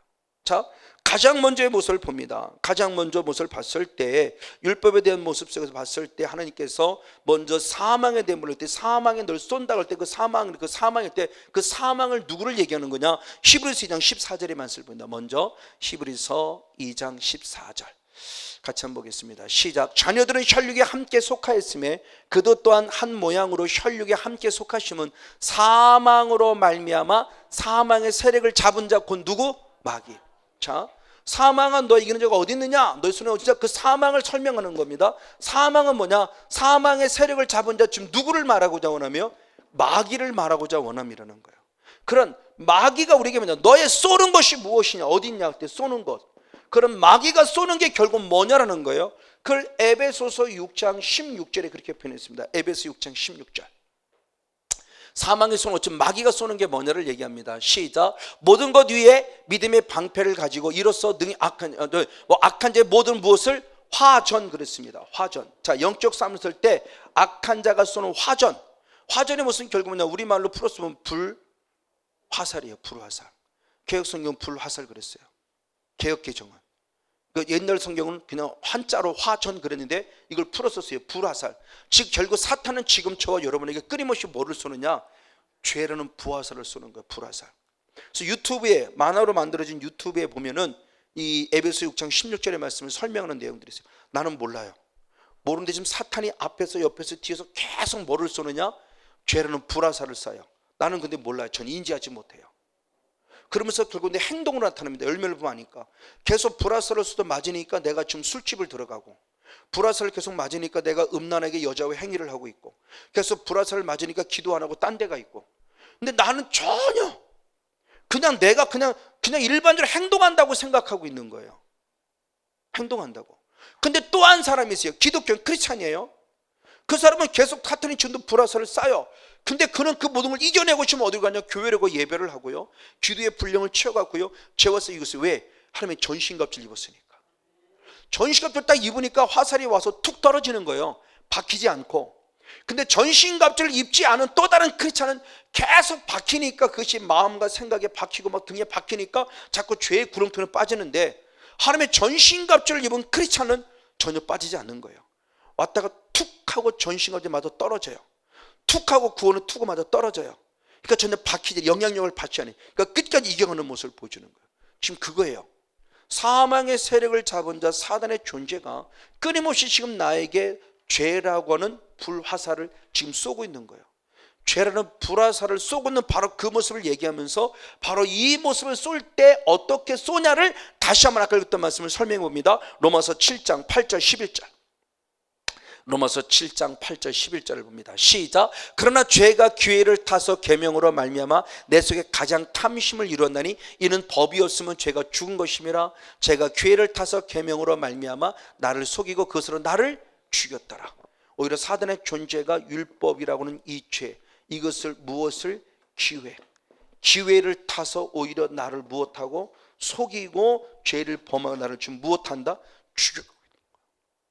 이것은 그래서 죄의 권능은 율법이라는 것은 율법 자체가 죄의 권능이 아니라 사탄의 존재가 기회를 타서, 율법이라는 기회를 타서, 즉 탐심을 모를 때, 쉽게 대표적인 십계명, 예를 들어 음란하지 말라고 그랬어요. 음란하지 말라고 했는데 사탄은 반대로 내 안에 숨어있는 뭐를, 음란의 욕망을 충동지시켜서 음란의 죄를 짓게 했다는 거예요. 그게 대표적인 누구예요? 다윗이죠. 다윗은 누구보다 성결하게 살았던 사람이에요.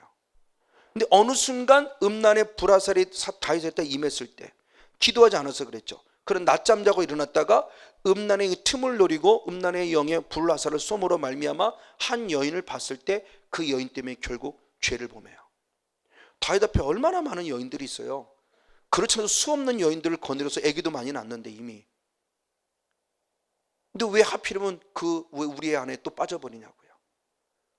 그러니까 계속 사탄은 틈타고 누리는 겁니다. 내 안에 음란의 영을 싹 자꾸 충동질하는 거예요. 충동질, 왜 우리는 태어나는 순간 죄성을 가지고 태어나니까. 그래서 계속 죄를 범하게 하는 거예요. 그러나 성령의 사람은 죄를 이기는데, 하나님의 전신갑주를 입고 있기에 음란의 영이 없음이 아니라 음란을 이길 수 있는 전신갑주를 가지고 나는 싫어! 나는 죄와 싸울까 너와 싸울까 나는 절대 음란의 죄를 범하지 않고 싸워 이겨나가는데, 지금 이거예요. 그러고 보니까 죄의 권능 율법이라서 이해가 돼. 악한 사탄마귀가 지금 기회를 노리고 오히려 죄짓게 해서 죄의 저주, 율법이 이룩한 저주를 받게 하려고 지금 이렇게 음란하게 일하고 있구나는 걸, 은큼하게 일하고 있는지 아는 거죠. 이 말씀이 이제 이해가 되는 겁니다. 이거구나. 그래서 죄의 권능을 율법이라고 했구나를 아는 거예요. 지금도 끊임없이 기회를 노리고 있어요. 이게 말씀을 변질시키는 거고요. 이게 에덴동산에 침투한 것처럼 말씀을 가감하는 거죠. 자꾸 기회를 줘요. 자꾸 합리화시켜요. 그럴듯하게 넘어가게 만들어요. 바로 이런 모습들을 통해 보면서, 우리의 모습을 보면서 이게 사탄의 역사라는구나. 자, 그럼 중요합니다. 죄를 범한 것은 누구냐는 거예요. 그럼 내가 죄를 범하느냐? 아니요. 내가 죄를 범하지 않아요. 자, 먼저 바울은 말합니다. 죄의 대가가 사망이라고 말을 하고 있습니다. 로마서 6장 16절 바로 23절 2절 말씀. 로마서 6장 16절 23절 시작. 너희 자신을 종으로 들여 누구에게 순종하든지 그 순종함을 받는 자의 종이 되는 것을 너희가 알지 못하느냐? 혹은 죄의 종으로 사망에 이르고 순종의 종으로 의에 이르느니라. 죄의 삭은 사망이요 하나님의 은사는 그리스도 예수 우리 주 안에 있는 무엇이니라? 영생이니라. 자, 저 말씀도 잘 이해가 됩니다. 죄를 범하는 건 누구냐? 자, 저는 분명히 말했습니다. 아닙니다. 근데 실제로 죄를 범하는 건 누구예요? 또요? 나예요. 죄를 범하는 건 성권용 목사가 범하는 거잖아요. 근데 저는 또 답을 아니라고 말했어요. 이 말씀을 잘 이해해야 됩니다.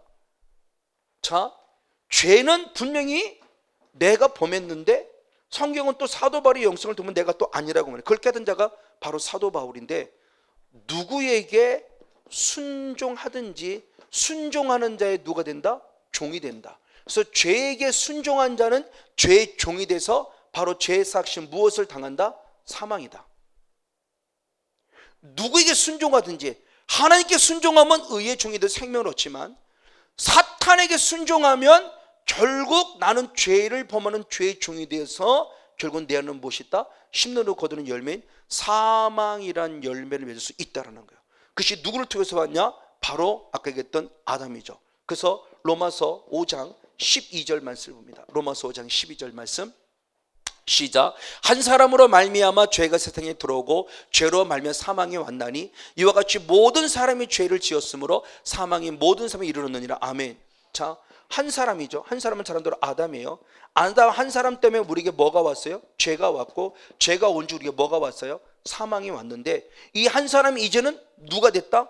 모든 사람이 돼버린 거예요. 모든 사람이 똑같이 뭐를 범함에? 죄를 범해 내게 결국 계속 무엇이 왔다? 사망이. 그러니까 한 사람 아담 때문에 이제는 모든 사람. 근데 그 이후의 모습은 똑같아요. 사람이라는 존재만 달랐을 뿐이지 이제는 한 사람 때문에 모든 사람, 누구도 부인할 수 없는 거예요. 이게 성악설입니다. 우리는 태어나는 순간부터 악하게 태어났어요. 그래서 아기 같은 경우가 죄 한번 짓지 않고도 나오는 순간부터 죄인으로 나와요. 억울하죠. 나오는 순간부터 죄인으로 태어나요. 너무너무 억울해요. 죄를 짓고 죄인이라고 했으면 괜찮은데 죄를 짓지 않았는데 엄마 뱃속에 응애하고 나오는 순간부터 걔는 죄인이에요. 왜? 타고 나오는 게 지금이야. 그래서 나도 모르게 내게 뭐가요? 죄성이 흐르게 죄를 범하는데 대표적인 죄가 뭐예요? 먹는 거죠. 먹는 것들 속에 자기의 먹을 만큼에 대한 먹음이 채우지 않으니까 엄마 젖꼭지를 물어버리죠. 그래서 성 어거스틴 같은 경우는 하나님의 회심을 통해 주께 돌아왔을 때 어디까지 회개하냐? 엄마 젖꼭지를 깨무는 것까지 회개해요. 성 어거스틴은 이게 죄성의 죄성.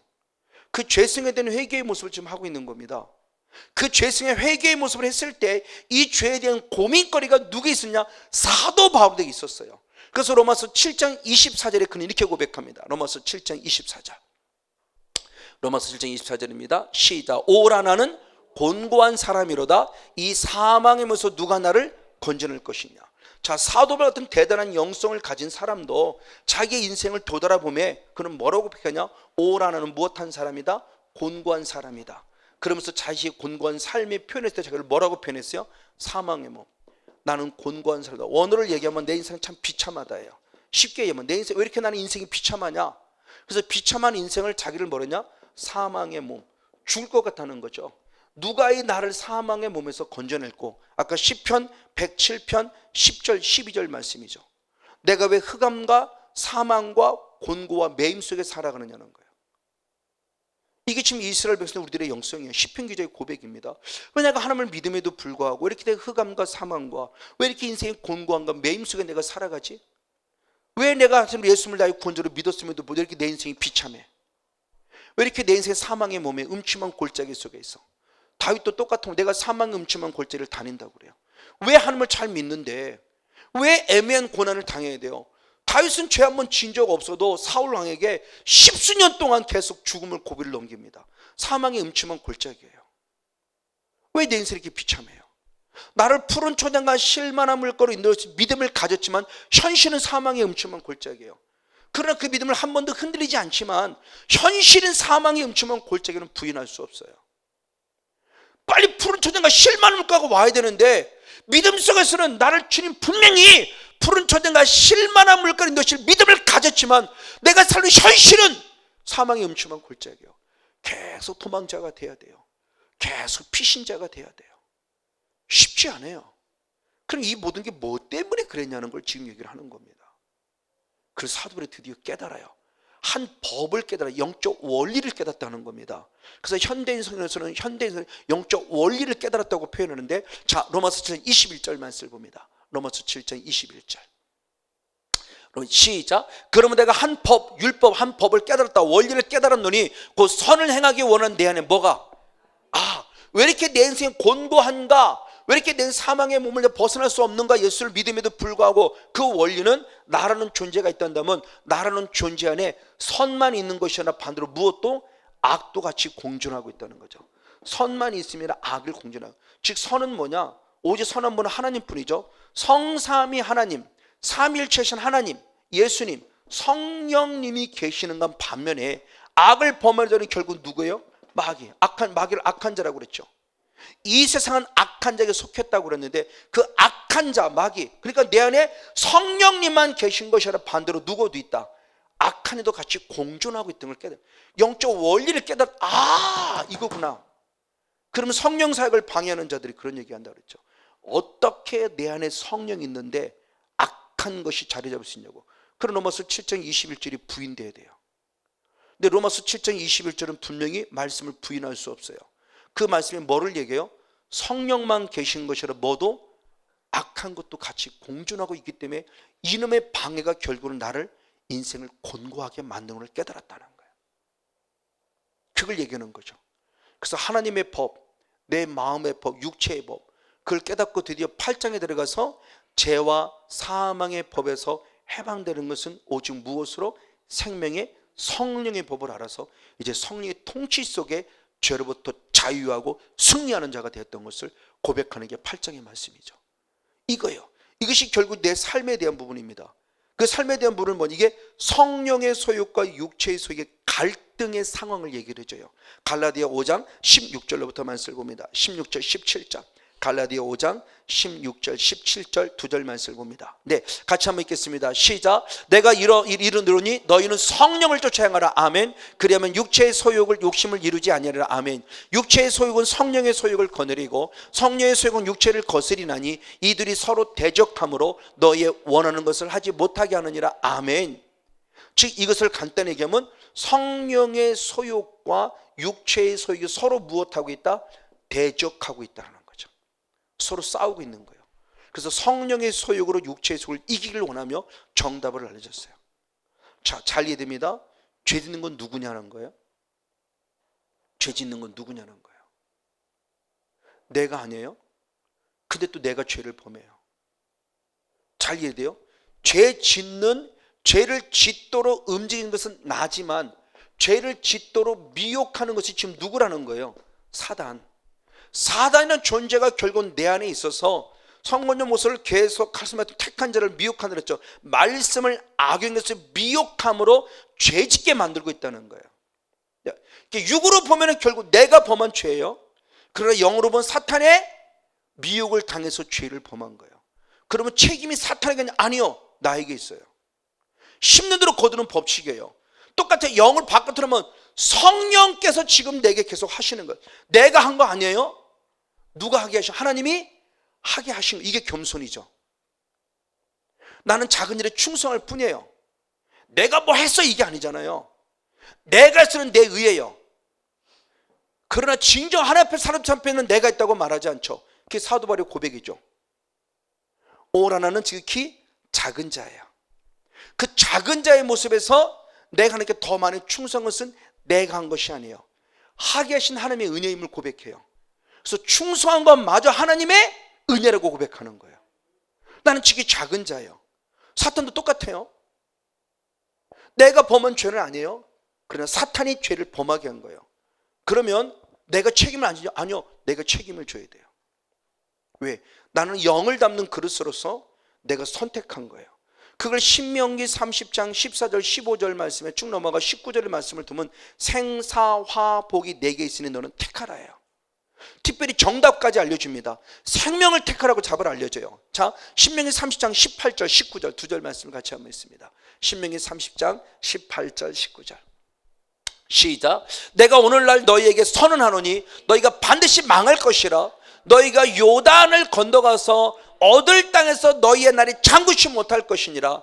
내가 오늘날 천지를 불러서 너희에게 증거를 삼노라. 내가 생명과 사망과 복과 저주를 내 앞에 두었은즉 너와 네 손에 살기 위해 무엇을 택하라? 생명을 택하라. 자, 하나님이 생사화복, 하나님이 복 주시려고 생명과 복과 또한 반대로 저주의 모습 사망과 화를 두고 택하라는 거예요.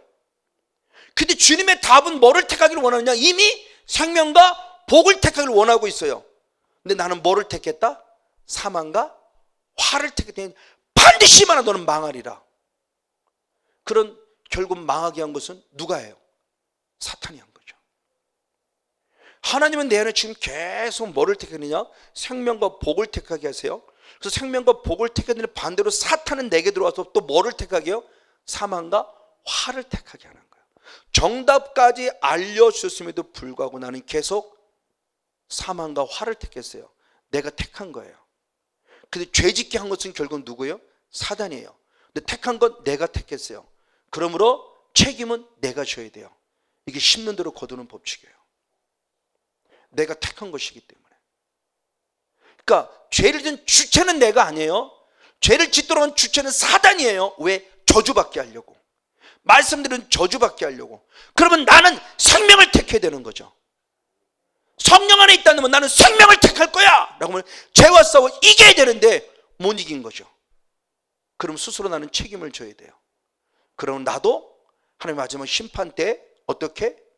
마귀와 마귀에 사로잡힌 자를 하나님이 마귀로 예비된 어디로 집어넣을 때 지옥으로 집어넣을 때 나도 같이 들어가는 거죠. 내 스스로 책임이 있어요. 우리에게 준 자유지 선택권이에요. 하나님은 그렇기 때문에 축복의 원리를 알려주고 정답까지 알리고 생명과 복을 택하라고 알려주지만 내가 스스로 사탄의 존재를 끌어들였어요. 그래서 고린도전서 2장 10절로부터 12절까지 말씀할 때 영의 존재를 그때 하나님의 영, 우리도 영의 존재, 사단의 영. 근데 내가 사단의 영을 택하는 것도 나이고 성령의 영을 택하는 것도 나예요. 그때 내가 무엇을 택하느냐에 따라서 생명 안에 거할 수 있고 반대로 사망 안에 거할 수 있다는 거예요. 그 때문에 결국 책임은 내게 있어요. 성령의 감동을 받아 성령의 통치를 받는 사람은 푸니키코스의 사람이에요. 푸니마티코스, 그러니까 영의 사람이에요. 반면에 사단을 택하고 사단 앞에 사로잡힌 게 누구냐? 가장 위험한 사람이죠. 바로 사르키노스의 사람, 사르키코스의 사람. 더 위험한 사람은 뭐냐? 전혀 성령의 통치를 받지 않고 완전히 사탄의 미혹에 넘어간 푸시케코스의 사람이에요. 내게 달려있는 거예요. 우리에게 달려있어요. 그러니까 하나님께 원망을 못하는, 더구나 영의 세를 권해서는 그래서 하나님께 원망하지 말라가 바로 그거예요. 그럼 이런 모습 가운데 살아갈 수 있는 유일한 힘의 모습이 뭐냐는 거죠. 바로 이와 같이 사탄 우리에게 죄라는 합법적인 통로로 들어와서 우리의 모든 걸 도둑질해 갑니다. 특히 뭘 도둑질하느냐?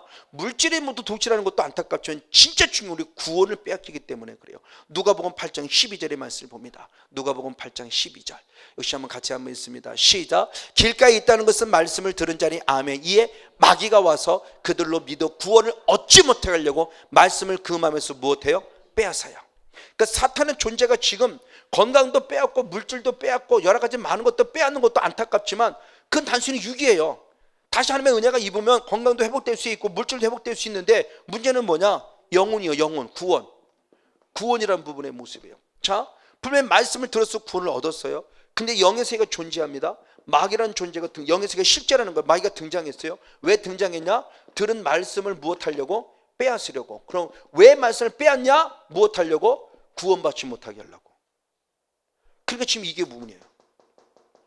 결국 뭐를 뺏기지 말라? 말씀 뺏기지 말라.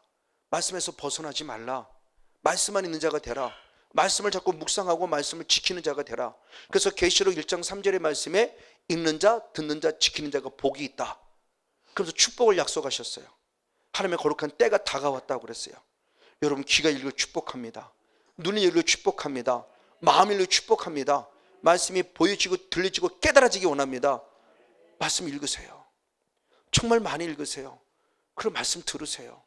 정말 참 감사해요. 유튜브를 권사님을 통해서 올려줄 때 감사한 게 채 일주일이 안 돼도 거의 80회 가까운 클릭이 돼요. 그럼 누군가 꾸준히 보시는 분이 있다는 거예요. 그러니까 일주일이 안 돼도 거의 80회 정도가 봐요. 그러니까 누군가 사모하고 기다리고 있다고 본다는 거예요. 저는 너무너무 감사해요. 근데 그 보는 사람이 여기를 다녀간 사람 보냐? 아니요, 오히려 다녀가지 않은 사람들이 보는 사람이 더 많아요. 저는 기쁨이 갈 때마다 깜짝 놀래요. 저는 얼굴에 처음 보는 저희 교도 안 다녀가는 분임에도 불구하고 목사님 너무 감사합니다. 목사님 올리는 유튜브를 제가 매주마다 보고 있어요. 아주 큰 일을 받습니다. 그래요. 너무 감사해요. 저는요. 맞아요. 몇천 회는 안 되고 몇백 회는 안 되지만 한 일주일 안에 거의 보면 최소 못해 50회 넘어서 80회 정도까지는 누군가가 50년에서 80년도를 한번 클릭해보고 봤다는 거 일주일 안에. 너무너무 감사하죠. 여러분 부족하지만 성권용 목사도 목사이기 때문이 아닙니다. 저도 제가 살려고 늘 성경을 읽는다고 그랬어요. 설교하려고 성경이 있는 것이 아니라 제가 살려고 성경을 읽고요. 그리고 또 다른 분의 설교를 저도 듣기도 하고요. 그리고 저는 듣는 것보다 저는 책 읽는 게 좋아서 책도 읽기도 하고요. 그리고 말씀을 지키려고 애쓰고요. 왜? 나도 복받을 권리가 있으니까. 바로 이 싸움입니다. 이것이 바로 영적 싸움이에요. 그래서 반드시 영생을 취해야 돼요. 그래서 마지막 결론으로 디모데전서 6장 12절의 말씀을 보겠습니다. 그럼 구원을 빼앗기지 않으면 어떻게 되느냐는 겁니다. 디모데전서 6장 12절. 같이 12절. 디모데전서 6장 12절. 네, 같이 있습니다. 시작. 믿음의 선한 싸움을 싸우라. 영생을 취하라. 이를 위하여 내가 부르심을 입었고 많은 증인 앞에서 선한 증거를 얻어 증거하였도다. 아멘. 결국 뭐냐? 구원을 빼앗기지 않고 마지막 끝까지 지키고 영생을 취하라. 뺏기지 말라는 겁니다. 그리고 저는 반드시 무엇을 싸워야 한다? 믿음의 선한 싸움, 영적 싸움을 싸워야 한다. 할렐루야. 싸웁시다. 왜? 천국 때문에. 다시는 빼앗기지 맙시다. 회복합시다. 그렇죠? 성령을 힘입고 귀신을 쫓아내고 이미 하나님의 나라가 임하였느니라 그랬을 때 그 임이라는 개념은 회복의 의미라고 그랬어요. 다시 되찾는 거예요. 다시 회복되어서 욥과 같이 갑절의 축복을 공급받고 멋지게 살아계신 주님을 간증한 영적 주인공 우리 모두가 되어지기를 주님으로 간절히 축복하고 축원을 드립니다.